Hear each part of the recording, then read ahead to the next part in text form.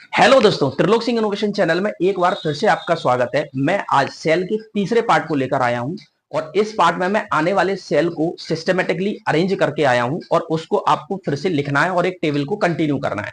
दोस्तों, पिछले सेल में मैंने आपको बताया था लिथियम कार्बन सेल के बारे में। अब मैं आपको डिस्कशन करने वाला हूं मरकरी सेल। क्या है दोस्तों? मरकरी, जिसमें एनोड किसका बना होता है?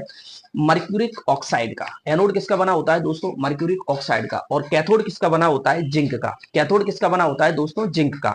इसमें इसमें पोटेशियम पोटेशियम हाइड्रोक्साइड KOH, ये इसमें इलेक्ट्रोलाइट का काम करता है। ठीक है दोस्तों।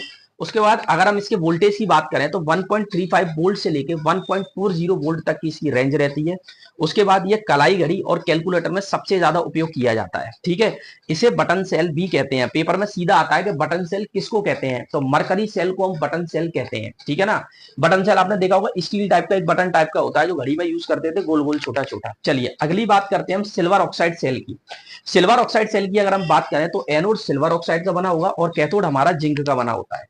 इसमें पोटेशियम हाइड्रोक्साइड इसमें इलेक्ट्रोलाइट का काम करता है और 1.5 वोल्ट ये वोल्टेज को जनरेट करता है। उसके बाद अगर मैं इसकी एप्लीकेशन की बात करूं तो ये कैलकुलेटर और कलाई घड़ी में भी इसका उपयोग किया जाता है। इसका जो रेजिस्टेंस है वो मरकरी सेल से थोड़ा सा कम होता है। इस बात को ध्यान रखना है। ऐसा कौन सा सेल है जिसका मरकरी सेल से रेजिस्टेंस थोड़ा कम होता है? तो वो सेल है आपका सिल्वर ऑक्साइड सेल। ये पॉइंट क्लियर हुआ। चलिए अब हम अगले सेल के बारे में जानते हैं। ये है लेड एसिड सेल। ये सबसे ज्यादा इंपॉर्टेंट सेल है, लेड एसिड सेल। इसमें PbO2 लेड पर ऑक्साइड एनोड का काम करता है और कैथोड का काम करता है स्पंजी लेड, मतलब प्योर लेड।